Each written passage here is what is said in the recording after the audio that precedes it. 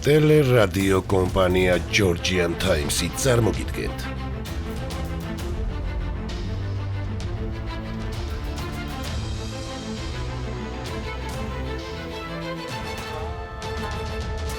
სოფლიო ისტორიის გაკვეთილები.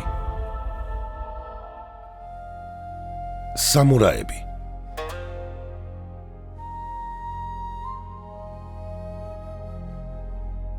იაპონიის მრავალსაუკუნოვან ისტორიაში არსებობს ერთი განსაკუთრებული ფენა, რომელმაც ქვეყნის კულტურული და პოლიტიკური სახე საუკუნეების განმავლობაში განსაზღვრა. ესენი იყვნენ სამურაები, პროფესიონალი მეომრები, რომელთა გავლენა მე-12 საუკუნიდან მე-19 საუკუნის მიწურულამდე გრძელდებოდა.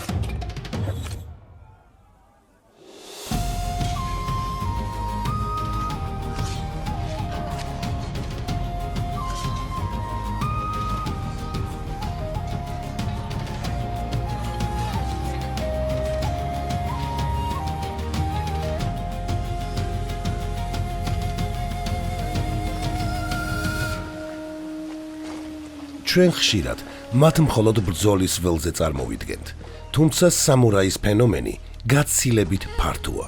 ეს იყო მკაცრი სოციალური იერარქია, სადაც ქცევა, საუბარი და თვით სიკვდილის მიღებაც კი განსაზღვრული იყო წესითა და ეტიკეტით. ადრეულ შუა საუკუნეებში იაპონია ერთიანი სახელმწიფოს მსგავსად არსებობდა, თუმცა ძალაუფლება დედაქალაქიდან შორს თანდათან სუსტდებოდა. ცენტრალური ხელისუფლება ვეღარ აკონტროლებდა მთიან და შორეულ პროვინციებს. მიწის მესაკუთრეები იძულებული გახდნენ საკუთარი ძალებით დაეცვათ მიწა, ოჯახი და მოსახლეობა. ამ პირობებში გაჩნდა შეიარაღებული მსახური, პროფესიონალი მებრძოლი, რომლის მთავარი მოვალეობა ბატონის დაცვა იყო. თავდაპირველად სამურაი არ ყოფილა არისტოკრატიული ტიტული. იგი იყო დაქირავებული პროფესიონალი მებრძოლი, რომელიც ბატონის უსაფრთხოებას უზრუნველყოფდა. ასეთი მსახურები თანდათან გაერთიანდნენ. მიწისა და გავლენისთვის ბრძოლები გახშირდა და ვინც უკეთ იბრძოდა, მეტ ძალაუფლებას იძენდა. რამდენიმე საუკუნის განმავლობაში სამხედრო გამოცდილება ყველაზე მნიშვნელოვან ღირსებად იქცა და საზოგადოებაში ჩამოყალიბდა ახალი ფენა, ადამიანები, რომელთა მდგომარეობა სამხედრო სამსახურზე იყო დაფუძნებული. მე-12 საუკუნისთვის სამხედრო ფენამ ქვეყნის მართვაში გადამწყვეტი როლი მოიპოვა. სამოქალაქო არისტოკრატიამ გავლენა ფორმალურად შეინარჩუნა, თუმცა რეალურ ძალაუფლებასა და წესრიგს უკვე მეომრები განაგებდნენ. სამურაის ცხოვრების წესი ეფუძნებოდა ბუშიდოს. ეს კოდექსი მეომრისგან მოითხოვდა არა მხოლოდ ფიზიკურ სიმამაცეს, არამედ მაღალ მორალურ პასუხისმგებლობასა და ბატონისადმი უპირობო ერთგულებას. კულტურის ყველაზე სპეციფიკური ნაწილი კი სეპუკუ იყო. ეს არ გახლდათ უბრალო სასჯელი. ეს იყო შელახული პატივის აღდგენის ერთ-ერთი გზა, რითაც მეომარი ამტკიცებდა, რომ მისი ღირსება სიცოცხლეზე ძვირფასი იყო. სამურაების მსოფლმხედველობა გვიან პერიოდში ნათლად აისახა ტექსტში ჰაკაგურე. იგი გვიჩვენებს იდეალს, რომლის მიხედვითაც მეომარი ყოველთვის მზად უნდა იყოს სიკვდილისთვის. სწორედ ასეთი დამოკიდებულება ქმნიდა სამურაის განსაკუთრებულ საზოგადოებრივ სახეს. სამურაის წვრთნა ბავშვობიდან იწყებოდა და ფიზიკურ გამძლეობასთან ერთად სულიერ დისციპლინასაც მოიცავდა. მეომრები სრულყოფილად ეუფლებოდნენ ხმლის ფლობას, მშვილდოსნობასა და ცხენოსნობას. პარალელურად ისინი სწავლობდნენ წერა-კითხვას, რადგან მეომრები მხოლოდ მებრძოლი კი არა, განათლებული ადამიანიც უნდა ყოფილიყო. სამურაის ვიზუალური იდენტობა მის შეიარაღებასთან იყო გაიგივებული. ამ აღჭურვილობის ცენტრალურ ელემენტს კატანა ლეგენდარული იაპონური ხმალი წარმოადგენდა. იაპონურ კულტურაში მას მეომრის სულს უწოდებდნენ. ხმლის დამზადების პროცესი წმინდა რიტუალად ითვლებოდა და ხშირად რამდენიმე თვეს გრძელდებოდა, რათა ფოლადს განსაკუთრებული სიმტკიცე და სინაზე მიეღო. კატანას გარდა სამურაები ასევე იყენებდნენ შვილს, შუბს და გრძელტარიან ხმალს. არანაკლებ მნიშვნელოვანი იყო სამურაის აბჯარი იოროი.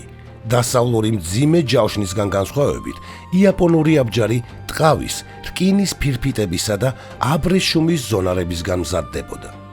იგი ისე იყო შეკრული, რომ მეომარს მაქსიმალური მობილურობა შეენარჩუნებინა, როგორც ცხენზე ამხეთრებულს, ისე ქვეითად ბრძოლისას. სამურაის იდეალური ხატის მიღმა იაპონიის ისტორია ნაკლებად ცნობილ, მძიმე რეალობასაც ინახავს. მე-16 საუკუნის მიწურულს გაუთავებელი შინაომებისა და სიღარიბის გამო ბევრი დაბალი რანგის მეომარი თუ რონინი გამოუვალ მდგომარეობაში აღმოჩნდა. ასეთ ვითარებაში ზოგიერთი მათგანი საკუთარ თავს, ზოგჯერ კი შვილებსაც მონებად ხდიდა. ყიდველები ძირითადად პორტუგალიელი ვაჭრები იყვნენ, რომლებსაც იაპონელები შორეულ კოლონიებში მცველებად თუ მუშახელად გადაჰყავდათ. რამდენიმე საუკუნის განმავლობაში სამურაის არსებობა უშუალოდ ომს უკავშირდებოდა. მისი მთავარი მოვალეობა ბრძოლა იყო, ხოლო სოციალური მნიშვნელობა სამხედრო ძალაზე იყო დაფუძნებული. თუმცა მე-17 საუკუნიდან ვითარება შეიცვალა.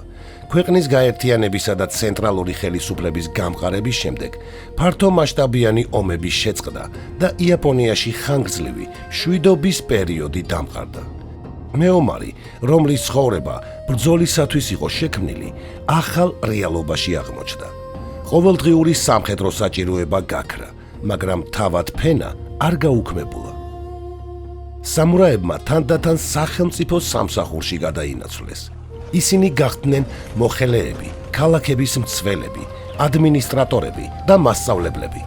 მათი როლი სამხედრო ფუნქციიდან ადმინისტრაციულისა და საგანმანათლებლო საქმიანობაზე გადავიდა.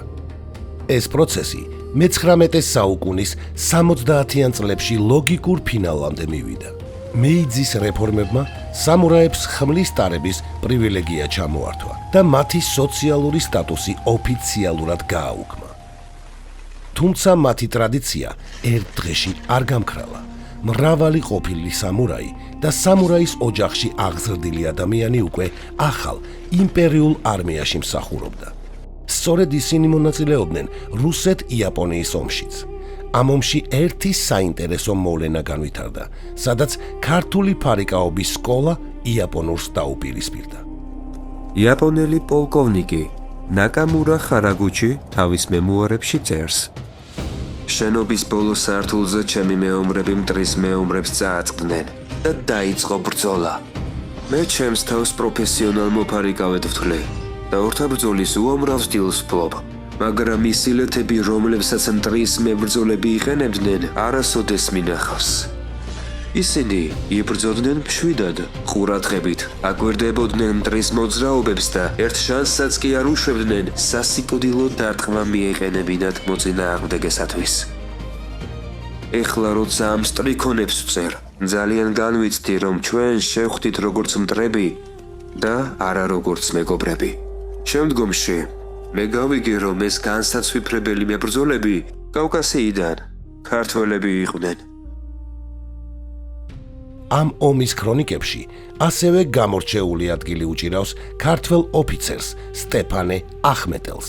მისი სიმამაცე და რაც მთავარია, რაინდული დამოკიდებულება ტყვეებისა და დაჭრილების მიმართ იაპონური სარდლობის უდიდესი პატივისცემა დაიმსახურა. სიმბოლურია, რომ ცნობილმა იაპონელმა ადმირალმა ჰეიჰაჩირო ტოგომ სტეფანე ახმეტელს როგორც ღირსეულ მოწინააღმდეგეს პატივისცემის ნიშნად თავისი რჩეული სამურაის ხელით ჯილდოდ იაპონური მახვილი გაუგზავნა.